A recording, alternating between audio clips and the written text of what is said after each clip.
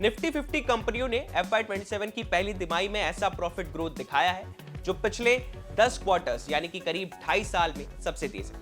लेकिन इस पूरी कहानी में एक दिलचस्प ट्विस्ट है। निफ्टी की कमाई तो 18% बढ़ी है, मगर इस बढ़ी हुई कमाई का करीब 60% हिस्सा सिर्फ 5 कंपनियों से आया है।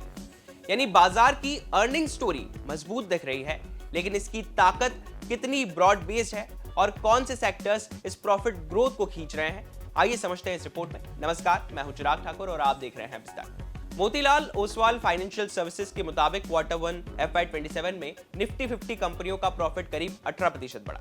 ये ग्रोथ इसलिए भी खास है क्योंकि ब्रोकरेज ने पहले करीब 10% प्रॉफिट ग्रोथ का अनुमान लगाया था। मतलब कंपनियों का प्रदर्शन अनुमान से काफी बेहतर रहा। लेकिन अब असली कहानी शुरू होती है, क्योंकि निफ्टी की इंक्रीमेंटल अर्निंग्स में करीब 60% कंट्रीब्यूशन सिर्फ 5 कंपनियों का रहा।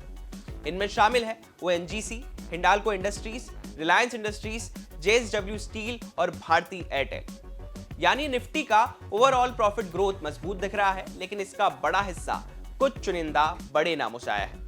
और अगर सेक्टर्स की बात करें तो कहानी और दिलचस्प हो जाती है। इस तिमाही में सबसे बड़ी recovery story oil and gas और मेटल्स में देखने को मिली है। मोतीलाल ओसवाल के कवरेज यूनिवर्स में OMCs को छोड़कर ऑयल एंड गैस कंपनियों ने करीब 16,900 करोड़ रुपए का इंक्रीमेंटल प्रॉफिट जोड़ा। इसके बाद मेटल्स का नंबर आता है, जिसने करीब 15,700 करोड़ रुपए का योगदान दिया। NBFCs ने 8,000 करोड़ रुपए, प्राइवेट बैंक्स ने 7,300 करोड़ रुपए और PSU बैंक्स ने 3,900 करोड़ रुपए का योगदान दिया। यानी फाइनेंशियल्स, ऑयल और मेटल्स ने अर्निंग्स ग्रोथ को काफी मजबूती दी। अब मेटल्स की कहानी देखिए। एक साल पहले प्रॉफिट कंट्रीब्यूशन के मामले में मेटल सेक्टर टॉप 10 में भी नहीं था, लेकिन इस बार ये दूसरा सबसे बड़ा प्रॉफिट कंट्रीब्यूटर बन गया है। कंपनियों के नंबर और भी ज्यादा चौंकाते हैं। हिंडाल्को का प्रॉफिट 118% बढ़ा, JSW स्टील का प्रॉफिट 96% बढ़ा और वेदांता का प्रॉफिट 152% उछल गया। यानी मेटल्स की अर्निंग्स रिकवरी ने इस क्वार्टर में पूरे बाजार के प्रॉफिट नंबर्स को काफी सपोर्ट दिया है। अब अगर निफ्टी 50 से बाहर निकलकर ब्रॉडर मार्केट को देखें तो तस्वीर और भी दिलचस्प हो जाती है। OMCs को छोड़कर मोतीलाल ओसवाल के कवरेज यूनिवर्स में लार्ज कैप प्रॉफिट 21% बढ़ा, मिड कैप प्रॉफिट 23% बढ़ा और स्मॉल कैप प्रॉफिट 31% बढ़ा। मिड कैप का 23% प्रॉफिट ग्रोथ 11 क्वार्टर्स का सबसे ऊंचा स्तर है। स्मॉल कैप ने तो 31% ग्रोथ के साथ सबसे तेज प्रदर्शन किया। लेकिन यहां पर एक सावधानी जरूरी है।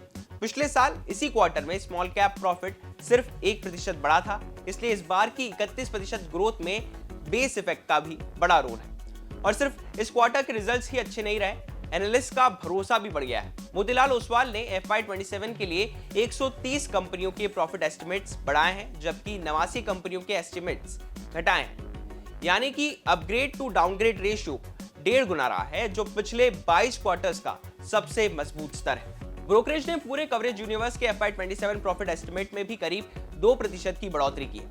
मतलब अर्निंग स्टोरी में सिर्फ आज की मजबूती नहीं दिख रही है, बल्कि आगे की कमाई को लेकर भी एनालिस्ट का कॉन्फिडेंस बढ़ गया है। अब पूरी कहानी को एक साथ जोड़िए। एक तरफ निफ्टी कंपनियों का प्रॉफिट 18% बढ़ा है, जो 10 क्वार्टर्स का सबसे तेज ग्रोथ है।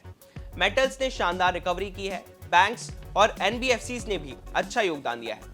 मिड कैप और स्मॉल कैप अर्निंग्स भी मजबूत रही है। लेकिन दूसरी तरफ निफ्टी की इंक्रीमेंटल अर्निंग्स का करीब 60% सिर्फ 5 कंपनियों से आया है। इसलिए आगे बाजार के लिए असली सवाल सिर्फ ये नहीं होगा कि अर्निंग्स बढ़ रही है या फिर नहीं। असली सवाल ये होगा कि क्या ये ग्रोथ कुछ चुनिंदा कंपनियों तक सीमित रहती है या आने वाली तिमाहियों में ज्यादा कंपनियां और ज्यादा सेक्टर्स इस अर्निंग्स रिकवरी में शामिल होते हैं। क्योंकि अगर ग्रोथ ब्रॉड बेस्ड होती है तो बाजार की अर्निंग स्टोरी और मजबूत हो सकती है। लेकिन अगर ग्रोथ कुछ बड़े स्टॉक्स तक ही सीमित रही तो 18% का ये शानदार नंबर उतना मजबूत नहीं माना जाएगा जितना पहली नजर में दिखता है। बिजनेस से जुड़ी बाकी तमाम खबरों के लिए आप देखते रहिए विस्तार।